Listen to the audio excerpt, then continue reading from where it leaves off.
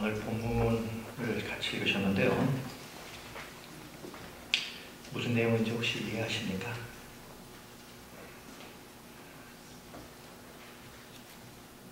성경 끝부분을 읽은 거예요. 21장 1절부터 오늘 본문은 사실은 시작이 되는 내용입니다. 자, 그래서 제가 오늘 본문의 내용을 제가 먼저 설명을 해드리겠습니다. 다윗이 60세쯤 되었을 때에 그 나라에 기근이 왔습니다. 3년 동안 기근이 그 땅에 임했습니다. 고대 사회에서 3년 동안 비가 오지 않아 기근이 있다는 것은 나라가 망하는 그 정도의 수준입니다. 너무 심각한 문제여서 왕인 다윗이 하나님 앞에 간절히 기도를 합니다.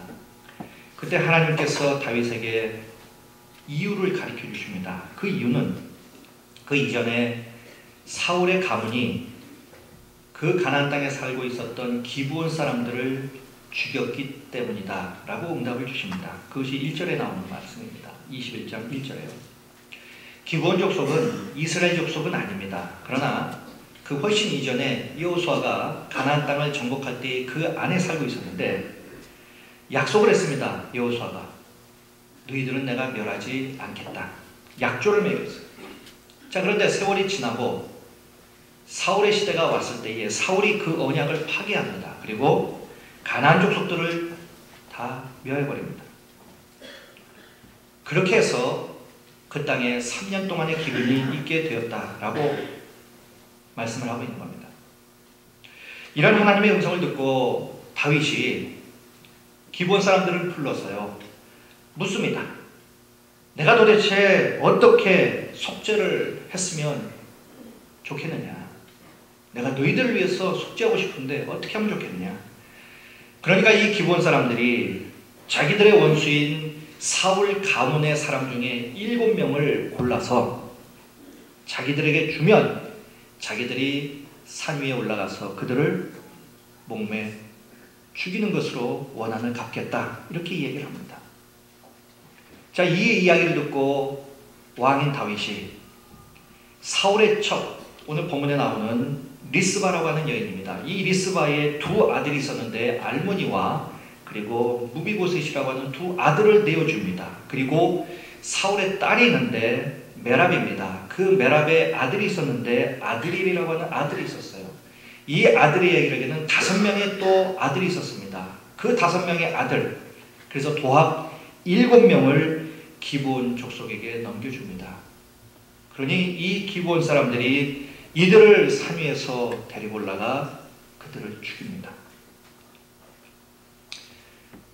자, 그러면 이 사울이 왜 그 이전에 기브온 족속들을 약속을 지키지 아니하고 죽여버렸느냐 하는 거예요. 그것이 21장 2절에 보니까 이렇게 나옵니다. 사울이 이스라엘과 유다 족속을 위하여 열심히 있음으로 이렇게 기록을 하고 있습니다. 다시 말씀드리면 이스라엘과 유다 족속을 위한 사울의 열심 때문에 기브온 족속들을 죽였다는 겁니다. 자, 그런데 이것은 좋은 의미의 열심이 아니었어요. 그것이 아니라 마치 2차 세계대전 때에 나치 독일이 유대인을 향하여 갖고 있었던 그러한 마음, 그러한 이유로 죽인 것과 흡사한 그런 이유에 죽였습니다. 뿐만 아니라 21장 8절 9절에 보면 기브온 족속이 이 사울의 후손 7명을 산 위에서 매달아 죽인 그때가 나오는데 그때가 언제냐면 바로 첫 보리를 베기 시작하는 때다. 이렇게 기록을 하고 있습니다. 자, 그때 어떤 일이 벌어졌느냐? 10절 말씀을 보면 이 리스바의 두 아들 알모니와 그리고 무비보셋이 이제 죽었습니다. 그러자 이 리스바는 굵은 배를 가져다가 반석 위에 펴니다. 그리고 죽은 그 아들들 그 곁을 지킵니다. 그리고 낮에는 새가 앉지 못하게 하고 밤에는 들짐승이 해하지 못하도록 계속해서 옆에서 죽은 자식들을 지킵니다. 자, 이 슬픈 이야기가 다윗에게까지 전해집니다. 그것이 너무 애틋해서 다윗이 길랏 야베스 사람이 보관하고 있던 사울과 그리고 요나단의 뼈를 가지고 와서 죽은 그 7명의 뼈와 함께 베냐민 땅 셀라에서 사울의 아버지 바로 기스죠. 기스의 묘에 다 같이 합장해서 장사를 지내줍니다. 그때서야 비로소 하나님이 그 땅의 기도를 들으시고 그 땅에 비를 내려주셔서 기근을 해결시켜 주십니다. 이것이 오늘 본문의 내용입니다. 자, 그런데 이 오늘 본문의 내용을 보면 우리가 하나님께, 오늘 설교의 제목처럼 하나님께 무엇을 맡겨야 할지에 대한 답이 나옵니다. 우리가 신앙생활을 하면서 하나님께 꼭 맡겨야 하는 것들이 있다는 거죠. 오늘 본문은 그것을 3가지로 말합니다. 하나님께 꼭 맡겨야 하는 첫 번째는 원수 갚는 일을 하나님께 맡기라는 거예요. 자, 3년 기근으로 기브온 족속은 사울의 집안에 대해서 이제 원수 갚을 기회가 생겼습니다. 그리고 다윗이 허락을 해줍니다. 이 다윗의 허락에 사울의 후손 7명을 이제 본보기로 처형합니다. 그 일로 기브온 족속들은 그들이 그동안에 가지고 있었던, 마음속에 있었던 응어리, 한을 어느 정도 풀 수 있었는지도 모르겠어요. 그런데 반면에 특별한 죄가 없는 이 사울의 후손 7명은 죽임을 당했습니다.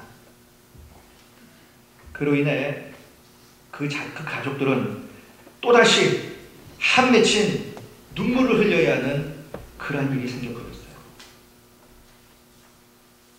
개인적으로 원수를 갚으면 항상 새로운 한을 또 풉니다. 그래서 우리 주님은 사사로이 원한을 갚지 말라고 말씀합니다. 하나님께 맡기라고 우리 주님은 말씀을 하세요. 왜냐하면 하나님께 맡기면 하나님이 다 알아서 그 대가를 치르게 하실 것이기 때문입니다. 그런데 거기에 머무르지 아니하고 더 나아가서 원수를 사랑하면 하나님은 우리의 한을 더욱 큰 기쁨과 영광으로 보상해 주시고 원수조차도 변화시켜 주신다는 사실이에요. 그래서 우리가 하지 말랍니다. 하나님이 하시도록 하나님께 맡기라는 거예요. 2차 세계대전 때에 하나님의 지하운동이라고 하는 그 책을 써서 유명한 리차드 범블란트라고 하는 그 목사님이 계시는데요. 이분이 당신이 섬겼던 교회의 교인 30명과 루마니아 한 감옥에 갇혔습니다. 그런데 하루는 감옥 문이 열리더니 웬 한 사람이 들어옵니다. 나중에 알고 보니까 그 사람은 자기들을 감옥에 가둔 비밀경찰이었어요. 사람들이 의아해하니까 이 사람이 자기가 이 감옥에 들어온 이유를 설명을 해줍니다.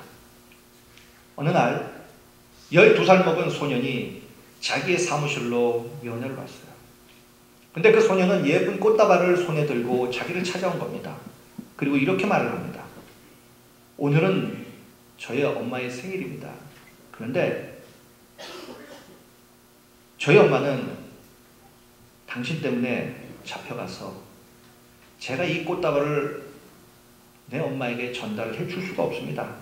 그런데 엄마는 늘 저에게 하신 말씀이 원수를 사랑하라고 가르쳐 주셨어요. 그래서 제게는 지금 엄마가 없고 엄마 생일인데 이 꽃다발을 줄 수도 없지만 이 꽃으로 바로 당신의 아이들의 엄마를 내가 기쁘시게 해드리고 싶습니다. 그러니 이 꽃다발을 당신의 부인에게 전해주십시오 하고 꽃다발을 건네줍니다. 그때 이 비밀경찰은 충격적인 감동을 받아요. 그리고 그 소년을 부둥켜 안고 눈물로 그 자리에서 회개를 합니다. 그리고 그때부터 사람들의 눈을 피해서 수많은 사람들을 돕고 생명을 살려주다가 그것이 발각이 되어서 붙잡혀 이곳에 오게 된 겁니다. 이처럼 원수를 미워하고 사사로이 원한을 갚으면 자기의 개인적인 감정은 글쎄요 풀릴지도 모르겠어요. 그러나 인생 전체를 보면 그것은 비극입니다. 그렇게 한 사람도 비극이에요. 반면에 원수를 사랑하고 그 원수를 품고 신원을 하나님께 돌리면 하나님은 그 영혼을 위로해 주십니다. 뿐만 아니라 가장 선한 길로 그 모든 것을 합력하여 선하게 만들어 주실 것입니다. 지금 혹시 마음 한구석에 그 누군가가 걸리는 사람이 있습니까? 혹시 만나면 어떻게 해줘야지 라고 하는 마음으로 혹시 이 자리에 앉아 계신 분 계세요? 그것이 남편이든 아내든 가족이든 친지든 그 누구든 회사의 동료든 상사든 부하 직원이든 그 누구든 마음 한구석에 걸리는 사람들이 있습니까? 손수하지 마십시오. 그 어떤 말도 내 생각에서 나오는 그 말로 또 다른 아픔을 주지 마십시오. 하나님께 맡기십시오.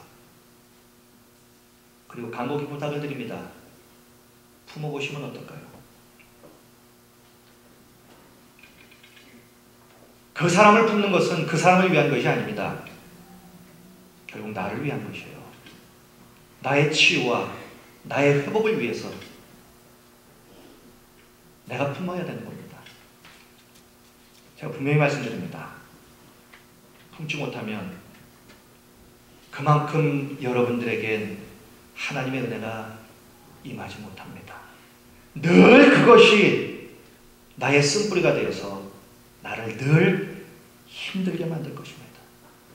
기도할 때도 늘 거기서 걸릴 것입니다. 은혜를 간구해도 늘 거기에서 은혜는 제한적일 것이며 나를 위해서라도 품어보십시오. 하나님께 맡기시고 품어보십시오. 분명히 하나님께서 품을 수 있는 은혜도 주시고 능력도 주실 줄로 믿습니다. 하나님께 맡기면 해결됩니다. 두 번째, 우리가 하나님께 맡겨야 되는 것이 있습니다. 그것은 바로 우리가 당하는 우리의 고통이에요. 오늘 본문에 나오는 이 이리스바, 이 여인의 비극적인 모습, 너무나 가슴 아프지 않습니까?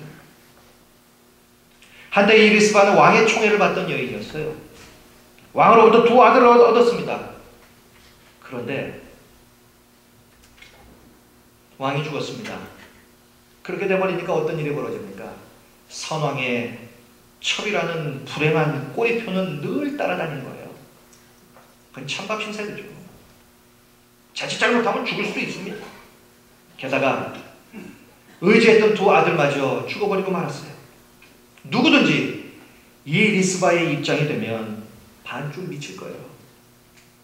그런데 이 여인 리스바는 이와 같은 상황을 자기의 운명이라고 생각하고 받아들입니다.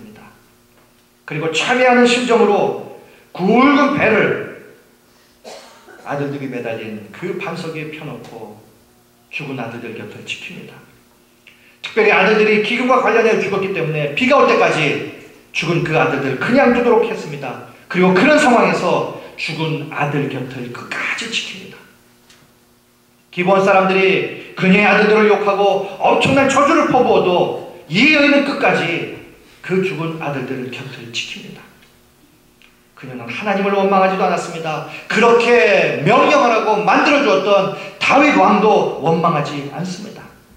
다만 하나님이 가장 선한 길을 열어주실 거라고 믿고 죽은 아들이 훼손되지 않도록 새와 짐승들로부터 밤낮으로 죽은 아들들을 지킵니다. 이런 안타까운 이야기들이 이제 백성들 사이에 퍼져나가기 시작합니다. 그러자 점차 이 백성들의 저주는 그녀를 향한 긍휼로 바뀌기 시작합니다. 한 여인의 이런 정성이 백성들의 마음을 바꿔 나가기 시작을 했어요. 그리고 마침내 그 이야기가 다윗에게도 들렸습니다. 그래서 다윗도 감동을 합니다.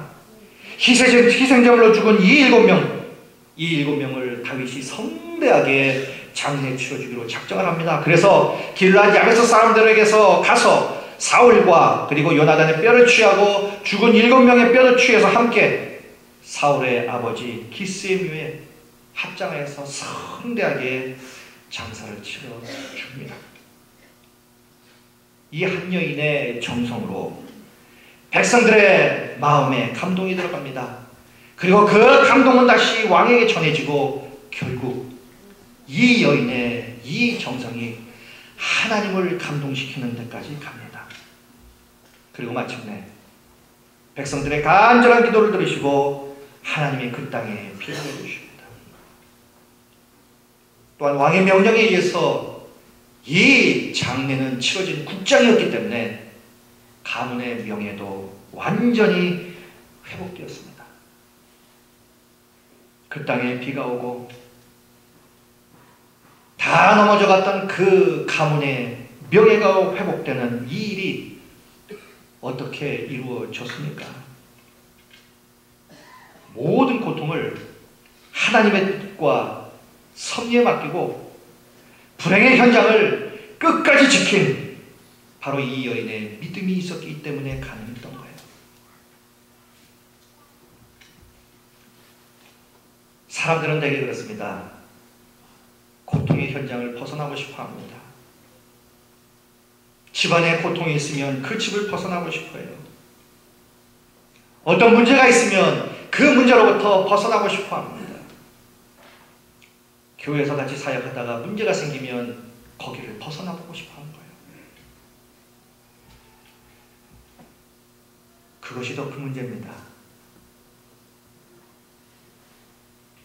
그러면 아무것도 하나님의 역사는 그 현장에는 이루어지지 않습니다. 요즘 가정을 지키지 못하고 소위 가정을 포기하고 도망가 버리는 사람들이 많습니다. 자식을 팽개치고 살 길을 찾아가는 사람들도 있습니다. 끝까지 지키지 못하면 그것이 살 길인 줄 알지만 그것이 더 망하는 길이라는 거예요. 아무것도 일어나지 않습니다. 그 자리를 피하는 것만이 능사가 아니라는 거예요. 가장 어리석은 방법이라는 거예요. 가장 쉽게 택할 수 있지만 가장 큰 문제를 야기시키는 것이라는 거예요. 하나님께서 우리에게 주신 자리가 어떤 자리입니까? 그것이 교회에서든 사회에서든 하나님이 나에게 주신 자리가 어떤 자리입니까? 어려움이 있어도 그 자리를 지켜야 되는 거예요. 혹시 오늘 주보 광고를 보셨습니까? 오늘 광고에 보시면요, 지난주까지 광고가 나왔는데 갑자기 광고가 바뀐 것이 있어요. 혹시 발견하셨습니까? 5번 보시면 권사의 주간 금요기도회가 이번 주 금요일 날 있습니다. 지난주까지는 제6지역 주간 금요기도회였습니다. 그런데 권사의 주간 금요기도회로 바뀌었습니다. 왜일까요? 각자 알아서 생각을 하시고 해석을 하십시오. 단 금요일날 저녁 6시에는 뵀으면 좋겠습니다. 내가 있어야 할 자리에 있어야 되는 거예요. 그럴 때 역사가 일어납니다.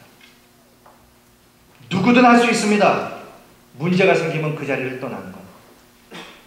그러나 하나님께서 특별히 우리에게 그 어떤 자리를 주시고 그 자리를 감당할 그러한 신분을 주셨다면, 하나님의 자녀라는 신분을 주셨다면, 아니면 교회라는 제도 안에서 그 교회라는 제도가 나에게 그 무슨 신분을 주셨다면 우리는 반드시 지켜야 할 자리가 있는 거예요.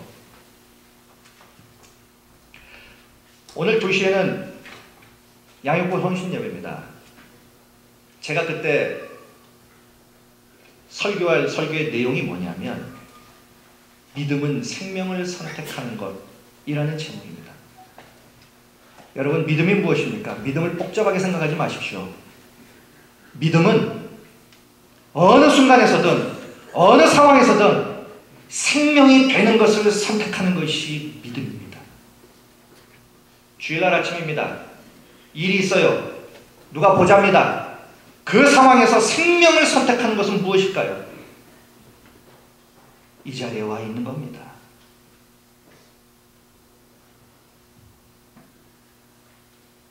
부부끼리 문제가 생겼습니다. 싸울 일이 생겼어요.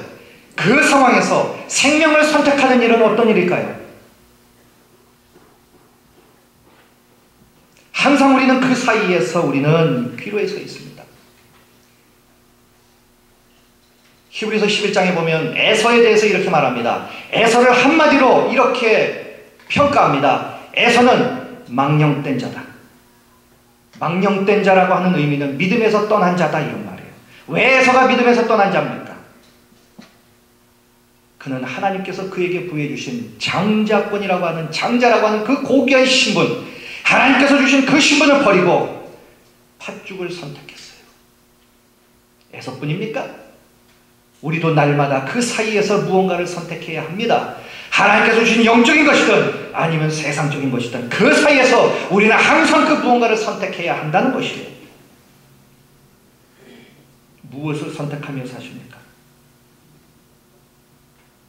무엇이 나를 살리고 무엇이 생명이 되는 것입니까? 생명이 되는 것을 선택하는 것이 믿음이에요. 믿음이 어려운 게 아닙니다. 믿음이 신학적인 대단한 이야기입니까? 아니라는 거예요. 무엇이 나를 살리는 생명의 자리입니까? 그것을 선택하는 것이 믿음이에요. 신앙생활 수십 년 하면 믿음 생깁니까? 아니에요. 직분 받으면 믿음 생깁니까? 아닙니다. 오히려 믿음이 없는데 직분을 받으면 그 직분이 오히려 더 믿음을 깎아먹습니다. 나를 포장하거든요. 내가 그 정도 믿음인 줄 알고 나 스스로도 착각한단 말입니다. 속지 마십시오. 내 믿음은 항상 이 사이에서 무엇을 선택하느냐, 그 선택이 하나님을 향한 나의 믿음의 표현이라는 거예요. 하나님으로부터 믿음을 인정받으시기를 바랍니다. 그러려면 생명을 선택하시길 축원드리겠습니다. 그 자리가 어려운 자리여도 생명을 선택할 때에 살아나는 역사가 일어나는 거예요. 이 한 여인, 그 수치스럽고 고통스러운 현장이지만 그 아들들을 지켰습니다. 그러자 백성들이 감동합니다. 왕이 감동합니다. 하나님도 감동을 해요. 그리고 3년 동안 내리지 않은 비가 그 땅에 내립니다. 그리고 그 가문의 명예가 회복이 되는 거예요. 생명을 선택할 때에 살아나는 역사가 일어납니다. 이렇게 할 수 있는 이유는 하나님께 맡길 때에 가능하다는 겁니다. 마지막 세 번째로 우리가 무엇을 하나님께 맡겨야 되는가? 기도의 응답을 하나님께 맡겨야 합니다. 오늘 본문 말씀은 마태복음 11장 12절에 나오는 천국은 침노하는 자가 얻는다, 이 주님의 말씀을 생각하게 합니다. 아무리 불행한 꼬리표를 달고 태어난 사람도요, 믿음과 감사와 그리고 간절한 기도로 하나님을 감동시켜드리면 그 불행의 꼬리표는 뗄 수 있습니다. 왜냐하면 천국은 침노하는 자의 것이기 때문이에요. 바로 이럴 때에 우리 앞에 있는 문제의 산은 평지가 됩니다. 불행은 행복으로 바뀌는 거예요. 앞서 말한 이 리스바라고 하는 이 여인이 죽은 아들 곁을 지켰다고 했는데 얼마나 지켰을까? 성서학자들은 말합니다. 약 6개월 정도 있었을 것이다. 사랑하는 성도 여러분, 6개월 동안 죽은 아들 곁을 지켰습니다. 그러자 결국 사람을 감동시키고 하나님을 감동시킵니다. 이처럼 우리에게도 아무리 큰 문제와 고통이 있다 할지라도 하나님께 조금도 불평하지 아니하고 회개하는 마음으로 6개월이라도 우리가 기도의 자리를 지킨다면 반드시 천국을 침노해서 하나님의 마음을 얻게 되는 그러한 사람들이 될 것입니다. 그 순간 아무리 비참한 고통도, 아무리 심각한 기도 제목도 분명히 하나님께서 해결해 주시고 응답해 주실 줄로 믿습니다. 그렇기 때문에 기도 중에 가장 위대한 기도는 인내의 기도예요. 인내의 기도. 눈앞에 금방 응답이 없어도요, 인내하면서 기도하면 그 인내만큼의 축복을 하나님께서 우리에게 허락하신다는 거예요. 어느 날 한 청년이 길거리에서 노숙자처럼 살았습니다. 그때 그 앞으로 아주 고급 세단 한 대가 지나갑니다. 그러자 이 청년이 하늘을 향해서 소리칩니다. 하나님! 같은 인간으로 태어나서 누구는 저렇게 고급 자동차를 타고 다니고 누구는 깡통을 들고 다녀야 됩니까? 저는 정말 멋진 인생 살고 싶습니다. 그때부터 이 청년은 길거리에서 나무를 붙잡고 하나님 앞에 간절히 기도하기 시작했어요. 하나님, 저도 쓰임받는 인생 되고 싶습니다. 하루 지나고 이틀 지나고 보름을 기도했습니다. 그러자 마음이 평안해졌어요. 그리고 하나님으로부터 그 어떤 응답을 받았습니다. 그리고 이 노숙자의 삶을 청산하고 하나님 앞에 고백합니다. 하나님, 제가 이제부터 사업을 하겠습니다. 그런데 돈이 한 푼도 없으니까 제가 세일즈부터 시작하겠습니다. 저에게도 성공을 줄 줄로 믿습니다. 이렇게 기도를 하고 그가 세일즈를 시작합니다. 가만히 생각해 보니까 세일즈의 효율성을 높이기 위해서 사장을 만나는 것이 제일 좋겠다 싶어서 사장들을 목표로 삼았습니다. 그런데 사장들은 바쁘니까 안 만나주죠. 그래서 끈질기게 시도합니다. 그래서 한 사람 사장들을 고객으로 만듭니다. 그런데 한 회사의 사장이 그렇게 만나주지 않는 거예요. 그런데 어느 날 성경을 펴서 성경을 읽는데 그 구절이 야고보서 1장 5절의 말씀이었어요.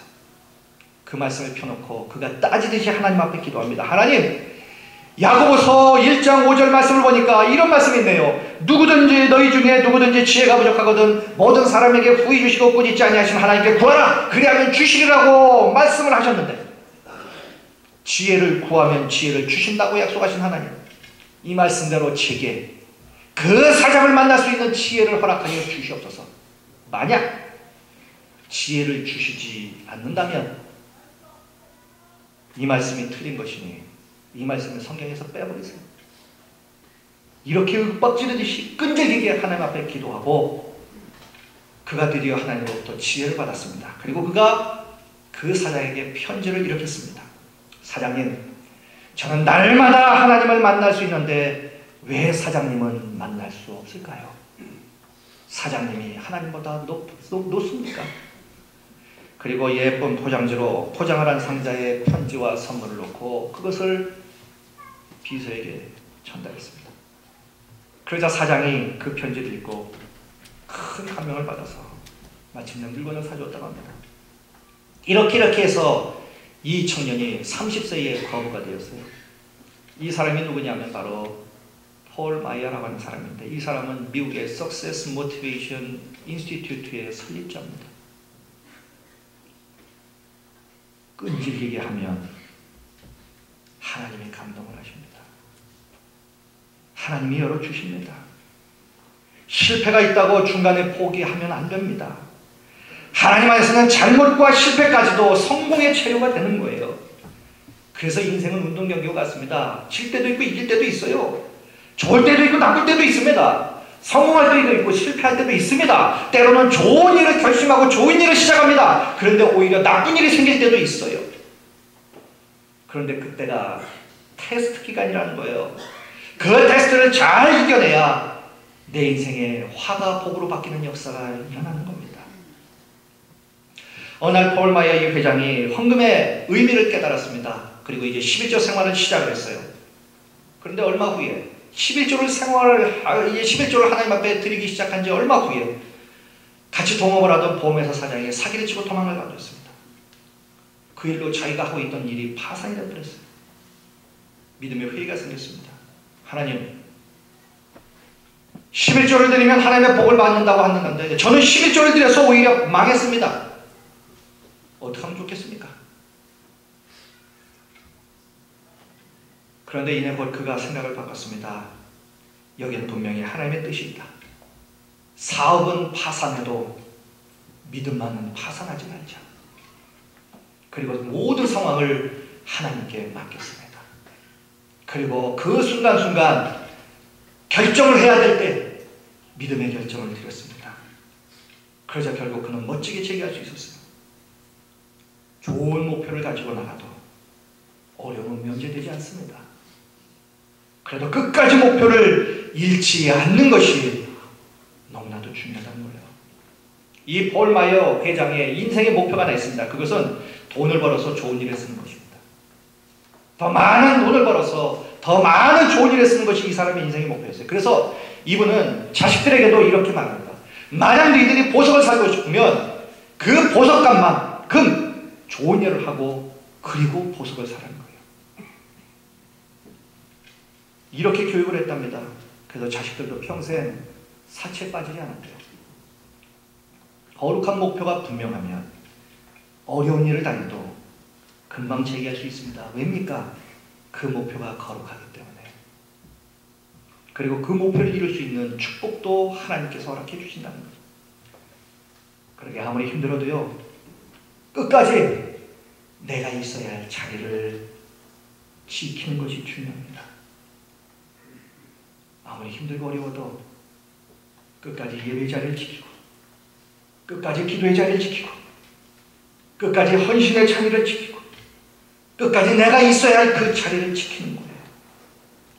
오늘 본문에 나오는 이 불행한 여인도 죽은 아들을 옆에 두고 그 불행한 자리를 끝까지 지켰기에 원한이 사무쳤던 기본 족속을 감동시킵니다.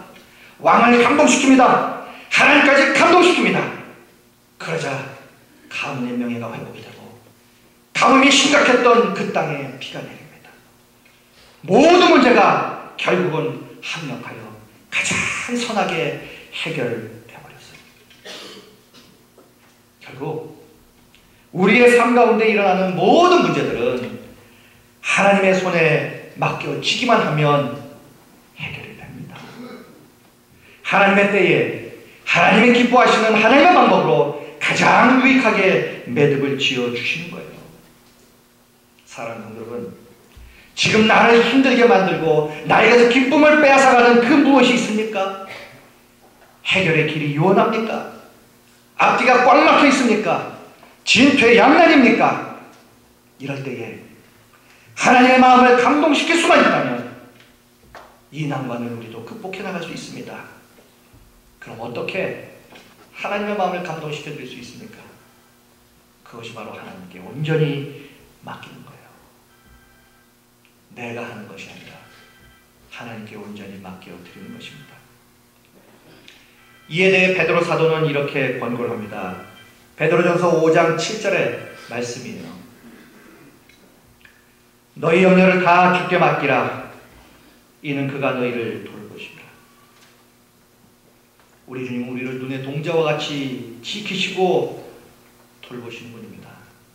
그렇게 우리가 근심하고 염려하고 속상해하는 모든 일들을 주님께 맡기십시오. 그러면 하나님이 기뻐하시는 하나님의 방법으로 가장 유익하게 분명히 해결해 주실 것입니다. 혹시 이 시간 이 자리에 오실 때도 염려를 가지고 오셨습니까? 근심거리를 가지고 오셨습니까? 오늘 이 시간 아무것도 염려하지 말고 우리 하나님께 맡기시기 바랍니다. 내 손에 있을 때가 아니라 하나님의 손에 있을 때, 그때서야 비로소 역사는 일어나게 됩니다. 이렇게 고백하셨으면 좋겠어요. 나에게는 하나님이 함께 하신다. 이 믿음을 가지시고 이 고백 중에 하나님의 역사하심 중에 그 어떤 고난도 축복으로 반전시키는 믿음의 주인공들이 우리 모두가 다 되시기를 주님의 이름으로 간절히 축원드리겠습니다. 기도하시겠습니다.